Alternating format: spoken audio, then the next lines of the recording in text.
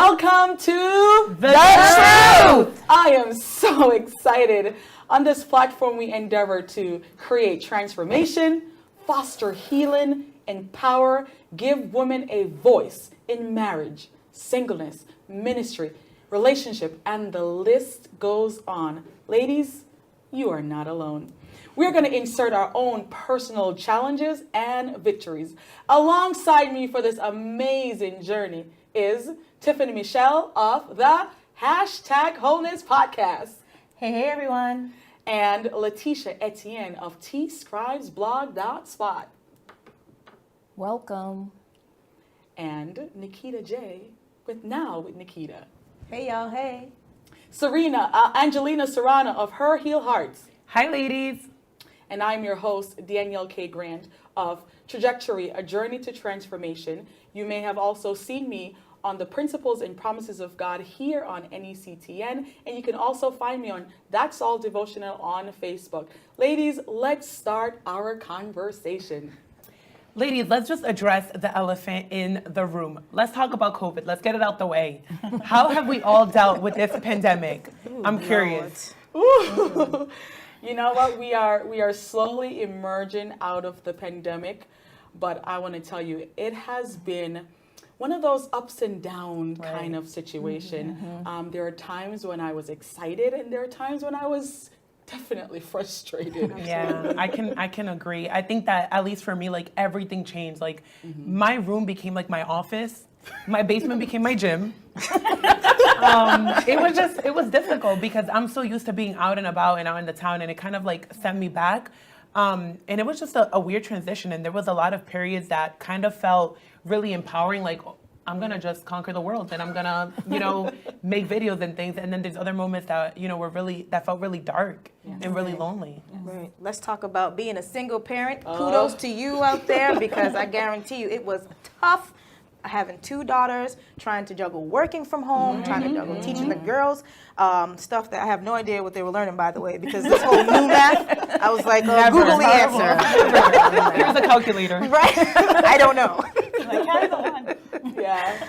That was definitely tough for sure. But it was over, right? Because school is done, so. Yes, thankfully. Thankfully. And just speaking of, with the children, I have my 2 children who are older, and my job was twofold because I had to be on Google Classrooms and Zoom, and I'm a little bit zoomed out. But then I was also trying to help my daughter with her Google Classroom as well, and trying to meet those demands from the teachers.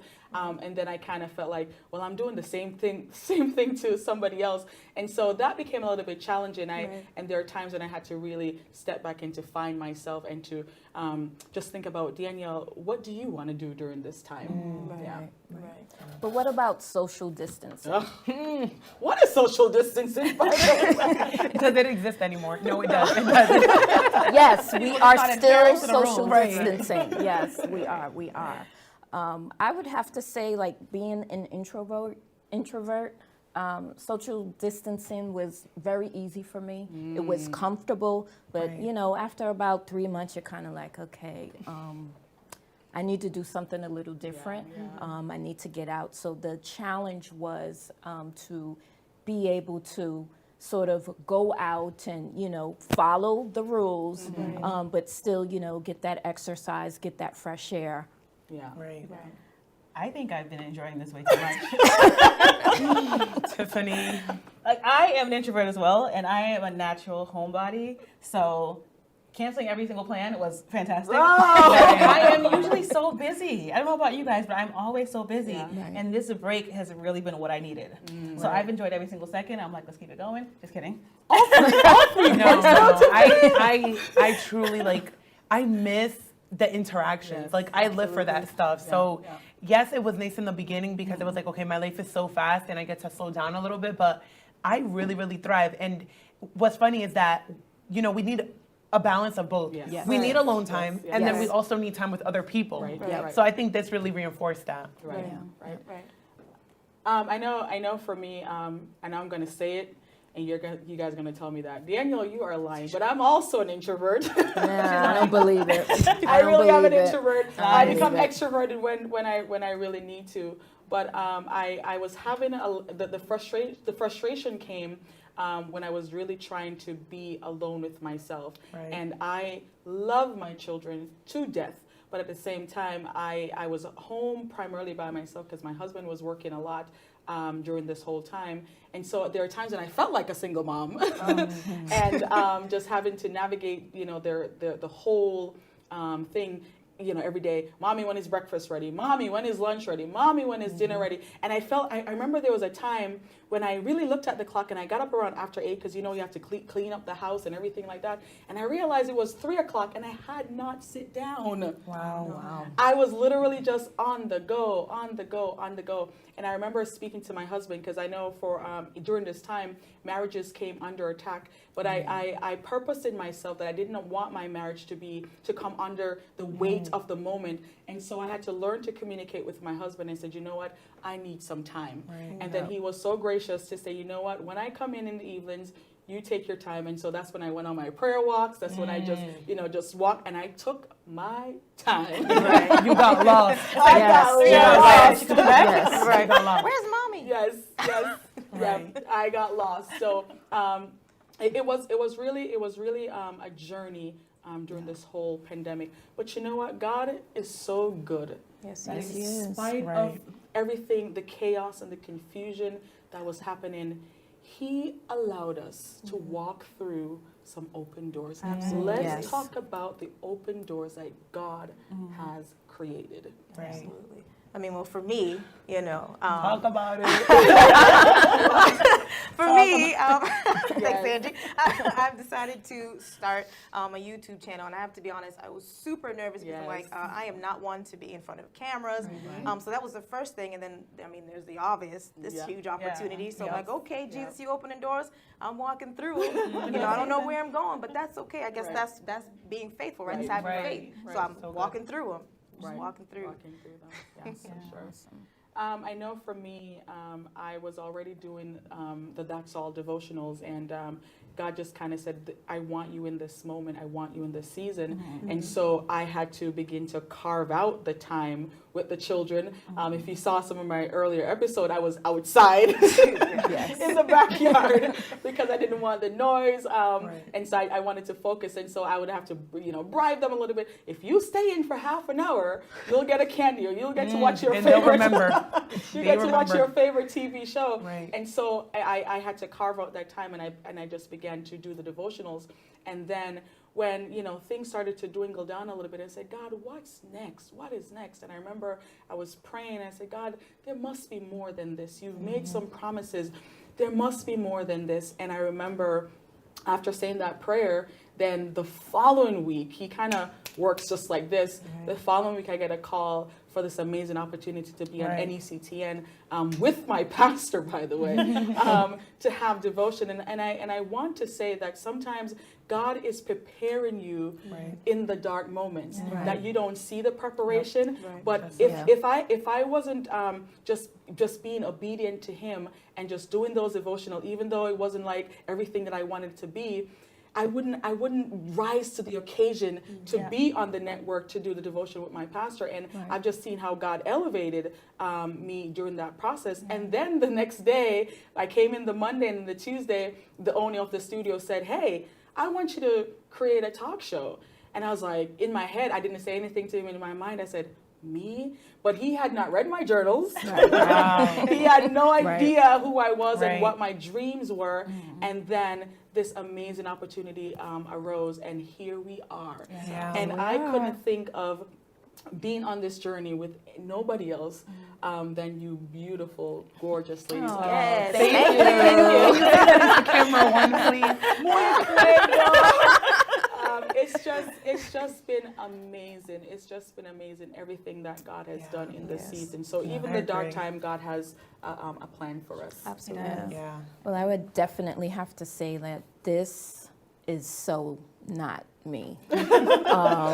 But it's you're coming into the pandemic, I guess, in March. Sometimes God is preparing Yes. you. Right. So what the downtime allowed me to do was really sort of focus on quiet time Yeah.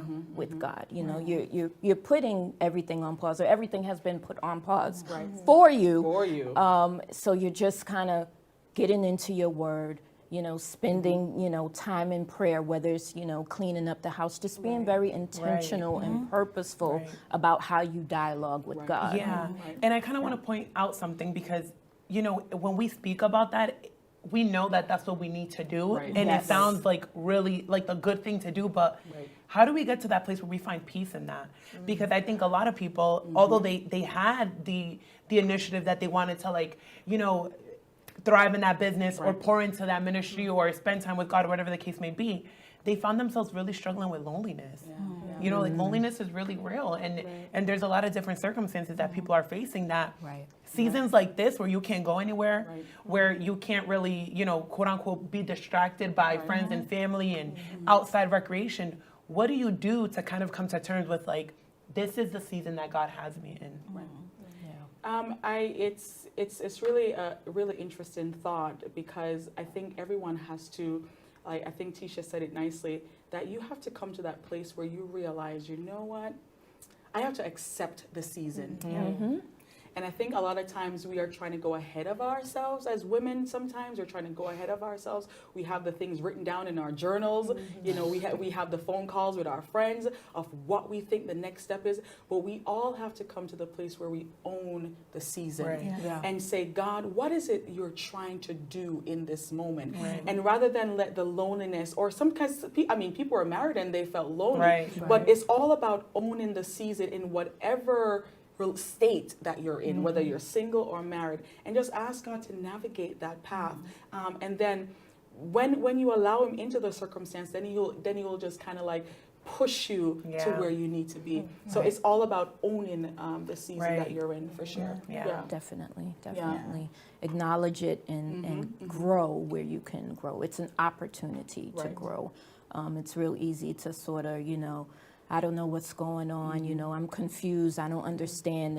And the tendency is to sort of, you know, stay in your corner and not do anything. But it's a great time to just come out of your shell, try something new, do something different. So that's what this time has been. Yeah. There's a quote that I like that says, "You know what's worse than waiting? Wishing you had." Snap it up. And that applies to everything. It was used in a relationship sermon, but it applies to everything. Yes.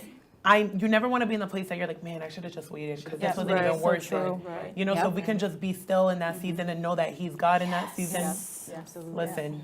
For real, for real. Yeah. I remember even before this moment, I wanted to push my plans ahead. I remember I called a particular person and said, "Hey, I'm just gonna create a scene. You're just gonna come. You're gonna video me, and literally, and I'm just gonna go for it." And I remember, Come to my house right now. Yes. I'm going to create a scene. we're gonna create a scene and we're gonna do this. And I remember All the kids in the back. it wasn't even thought of. I just felt like, I'm just gonna do something. Right. We're in this moment. I'm gonna do something. And guess what? Nothing worked. He was calling me. I was calling him, and he was like, our time just wasn't flowing, and I just had to stop. And God had to check me, and I said, "Okay, God, I give up. I give up." And then everything became full circle. Yeah. Awesome. Yeah. It's been an interesting year. Yes. Tell us about it, Tiffany. I know that I was planning on starting this podcast for a couple of years, the podcast that I have, the hashtag Wholeness, and I was just kind of nervous about it because I'm like, there's certain things that you just don't want people to know. Right, That right, you need to right, be transparent right, about. right, That yeah. you need to let out there. I remember telling my mother I was going to do it, and I heard her talking to her friends on the phone. My mother's West Indian, so she's like, she have this show where she's telling people all their business. The island came out. Business to the internet. And I'm like, oh my gosh. And I was like, no, you don't understand. You don't understand what this is. Right. And I remember putting the first episode out there and getting so much feedback, and I'm like, "Ugh, everybody knows. I remember. Yeah. Right. But it's just been great. It was just good, yeah. being transparent and being honest about what you're going through. A lot of women don't do that. Like we keep it to ourselves, and we feel like we're the only ones that are going through anything. Yeah. Yeah. When in reality, when you share it with somebody else, they're like, "I've been there," and they can help you through it. Yeah. So it's been a really interesting journey. And if I hadn't started that podcast, I wouldn't be here right now. Right. You wouldn't be Exactly. I prepared wouldn't to be be prepared You wouldn't be for it. prepared. Right. Yeah. And I remember at the beginning of this year saying it's going to be a year of yes. I don't know if you guys have Yes, read. I remember this. Yes, I remember this. yes. I remember, yeah. I was like, it's going to be a year of yes. I'm just going to say yes to everything that scares me. And then Danielle calls me and I'm like, can I call you back real quick? Yes. I was like, I just got to call you back, okay? Right. Yeah. And then I thought about it. I was like, you said it's a year of yes. It's a Yeah. year of yes. a year. So just go for it. So Yeah. I thank you, Danielle. You're welcome. And God's even good. like on Her Healed Heart, like it just started as a platform because based on conversations with like friends and women, I'm like, man, like there's some situations that we really would avoid if we were at a place that we were more emotionally secure, that we had a better stance on our mental health, just overall spiritual health, all of that. And I said, you know, we have all these platforms and we post outfit of the day, we post everything. Yes. No, seriously, Yeah. we make It's it true, we make it's it true. our platform. It's So true, a lot of it's times we true. make it our platform. Right. True. And I'm like, you know what, God, like I want to be able to impart that. Like I do this work, you know, secularly, like therapy and such. Why not integrate it with the basis of my life and Right. kind of create this arena for it? You know, and it's scary, like you were saying, Tiffany, because you're like, what are people gonna think? Like, Right. here's a Facebook preacher, you know, the Facebook emotional preacher, right? Yes. Another Yes. one at that. But something about just saying yes to God, it just shifts. It just becomes something greater. Yep. Yep. And you know, ladies, you may be watching us and you're just wondering, you know, how did we come here? How did we arrive here? We didn't just arrive here. We were literally catapulted here because we were in the waiting room. We were in the incubator, if you will, and we just said yes to God. And you know, on this series, we just want to let you know that you are not alone. You can right. certainly be everything that God has called you to be, and we are not too far gone that we can reach our hands back and grab you. All right. Over to our next segment today, we're going to be honoring some of our incredible women who were on the front lines during this pandemic. They got up when most of us were sleeping, and they just gave it their all. And we want to honor some of them today. Obviously, we don't have everybody, but we want to say thank you. Thank You you. may not be on this slide, but thank you, the grocery worker, just Yes. whomever you are. Yes. Thank you. The teacher, Yes. thank you. The hospital worker, thank you. The mother who had to become a teacher, thank you for all that you have done. So, and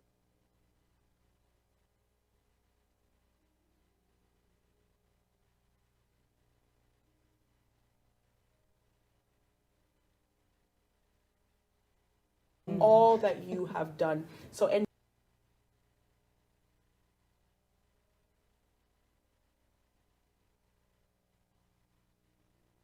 all that you have done. So, and all that you have done. All that you have done. So, and